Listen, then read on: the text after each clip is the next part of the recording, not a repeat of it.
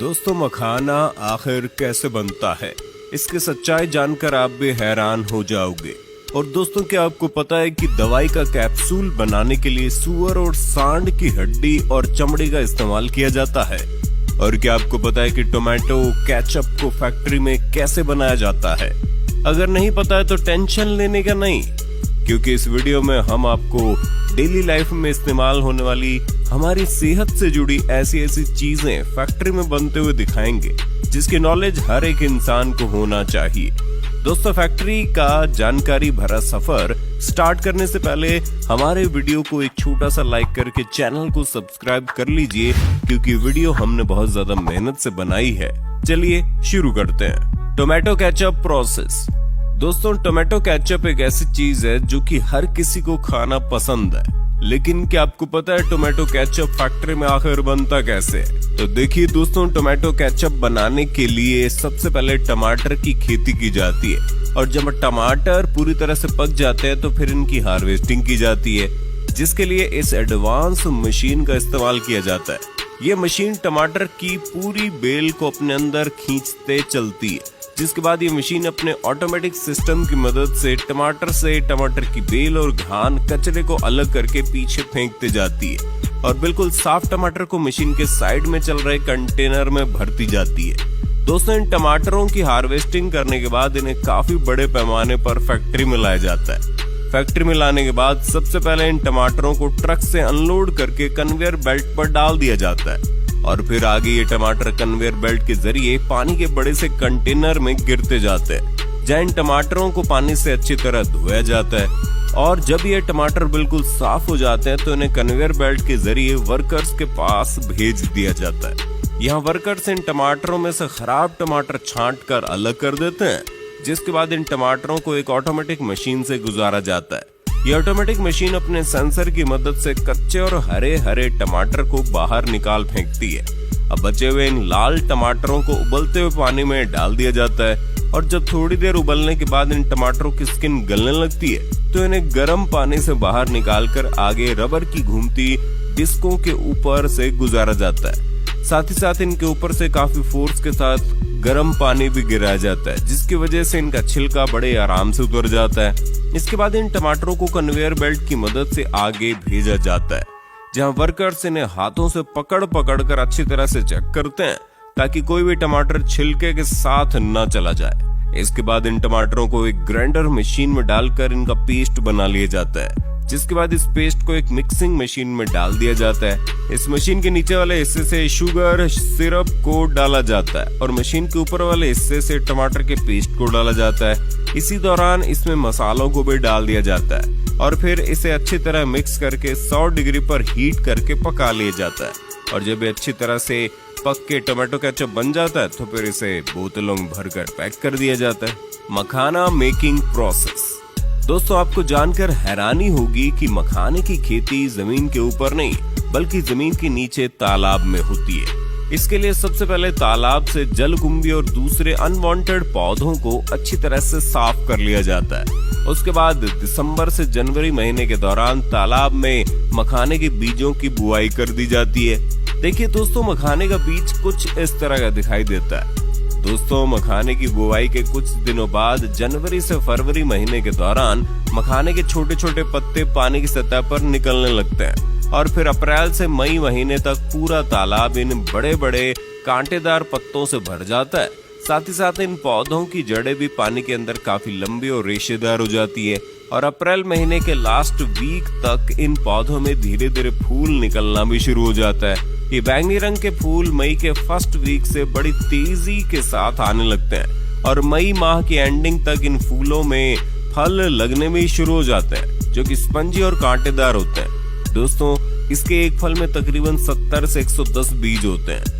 यही बीज आगे चलकर मखाने बनते हैं, और फिर फाइनली जुलाई का महीना आते आते मखाने का फल पूरी तरह से तैयार हो जाता है। इसीलिए पानी के अंदर ही फटने लगते हैं, और फटने के बाद इसका बीज पानी के ऊपर तैरने लगता है। इस बीज के ऊपर हल्के गुलाबी रंग का कवर चढ़ा होता है, और फिर 1 से 2 दिन पानी में रहने के बाद जब इसका गुलाबी कवर गल के सफेद हो जाता है तो ये बीज पानी के अंदर जाकर बैठ जाता है और फिर अगस्त से सितंबर माह के दौरान मखाने के पत्ते भी बड़ी तेजी से गलने लगते हैं, जिसके बाद तालाब से उन पत्तों की सफाई कर दी जाती है और तालाब की तह में बैठे मखानों के बीजों को बाहर निकाल लिया जाता है, जिसके लिए किसान लकड़ी से बनी छलनी नुमा टोकरी का इस्तेमाल करते हैं, जिसे इनकी भाषा में गांज कहा जाता है। और जब सारे बीज बाहर निकाल लिए जाते हैं तो पैरों से मसल कर इनकी सफाई की जाती है, जिसकी वजह से बीज के ऊपर की परत निकल जाती है। उसके बाद इन बीजों को पानी से धोकर अच्छी तरह से साफ करके इन्हें अलग अलग प्रकार की छलनी में छाना जाता है, जिससे छोटे छोटे बीज और बड़े बड़े बीज अलग हो जाते हैं और फिर इन्हें धूप में सूखने के लिए फैला दिया जाता है। और जब ये सूखकर काले से हल्के लाल रंग में बदल जाते हैं तो इन बीजों को उसी दिन बिना बालू की मिट्टी के कढ़ाई में भूना जाता है और बुनाई के बाद इन बीजों को टोकरियों में भरकर ठंडी छायादार जगह पर कुछ दिनों के लिए रखा जाता है, जिससे इन बीजों के हार्ड छिलके ढीले पड़ने लगते हैं। उसके बाद इन बीजों को थोड़ी थोड़ी मात्रा में दोबारा से कढ़ाई में भूना जाता है।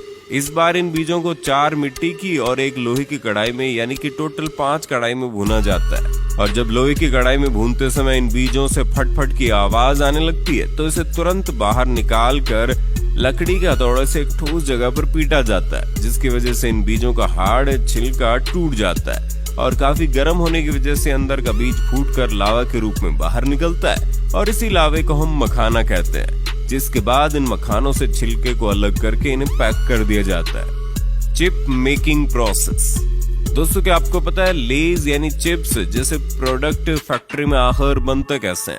देखिए दोस्तों, पोटैटो चिप्स बनाने के लिए पहले खेतों से आलूओं को तोड़कर फैक्ट्री में लाया जाता है। फैक्ट्री में लाने के बाद सबसे पहले इन्हें गर्म पानी में धोया जाता है। इसके बाद इन आलूओं को छीलने के लिए इस मशीन से गुजारा जाता है और जब ये मशीन आलूओं को छील लेती है तो इन्हें एक बार फिर से पानी में धोया जाता है, जिसके बाद इन आलूओं को स्लाइसर मशीन में डालकर चिप्स के शेप में काट लिया जाता है और फिर इन चिप्स को तेल में डालकर फ्राई किया जाता है। अच्छी तरह से फ्राई करने के बाद इन चिप्स के ऊपर मसाला डालकर मिक्स किया जाता है और फिर इन तैयार चिप्स को एक एडवांस मशीन में डाला जाता है। ये एडवांस मशीन इन चिप्स को बड़ी आसानी के साथ बिल्कुल बराबर मात्रा में पैक कर देती है। Coconut oil making process.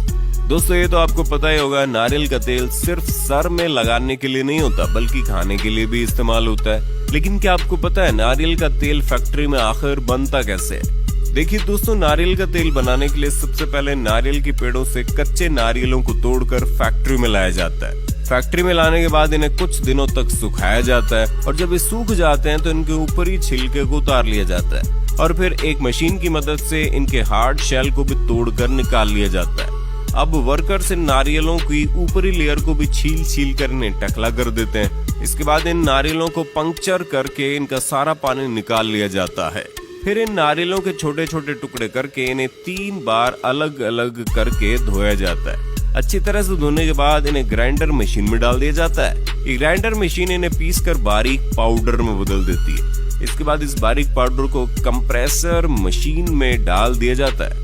ये मशीन नारियल के पाउडर को कंप्रेस करके एक साइड से वेस्ट निकालती है और दूसरी साइड से तेल निकालती है, जिसके बाद तेल को बोतलों में भरकर मार्केट में भेज दिया जाता है। Capsule making process. दोस्तों आपने कैप्सूल तो कभी न कभी जरूर खाया होगा, लेकिन दोस्तों आपको जानकर हैरानी होगी इस कैप्सूल को सूअर और सांड जैसे जानवरों की हड्डी और चमड़ी से बनाया जाता है। दोस्तों ये तो आपको पता ही होगा, कैप्सूल के ऊपर एक कवर होता है जिसके अंदर दवाई भरी जाती है। दोस्तों इस कवर को जिलेटिन से बनाया जाता है। जिलेटिन एक तरीके का प्रोटीन होता है जिसे जानवरों की हड्डी और चमड़ी से निकाला जाता है। देखिए दोस्तों, फैक्ट्री में कैप्सूल बनाने के लिए सबसे पहले जानवरों की हड्डियों और चमड़ियों को प्रोसेस करके एक लिक्विड तैयार किया जाता है और फिर जिस कलर का भी कैप्सूल बनाना है उस कलर को इस लिक्विड में मिला दिया जाता है, जिसके बाद कैप्सूल के सांचों को इस लिक्विड में डुबोया जाता है और जब ये लिक्विड सूख कर कैप्सूल के कवर में बदल जाते हैं तो इन्हें बाहर निकालकर इनमें दवाई के पाउडर को भरा जाता है और फिर इन कैप्सूल को अच्छी तरह से बंद करके पैक कर दिया जाता है। दोस्तों जो कैप्सूल जानवरों के मटेरियल से बनता है उसके ऊपर हार्ड जिलेटिन लिखा होता है और जो कैप्सूल पेड़ पौधों से बना होता है उसके ऊपर सॉफ्ट जिलेटिन लिखा होता है। पेड़ पौधों से बनने वाले जिलेटिन 2 से 3 गुना महंगा होता है, इसलिए कंपनी वाले ज्यादातर जानवरों से तैयार जिलेटिन का इस्तेमाल करते हैं।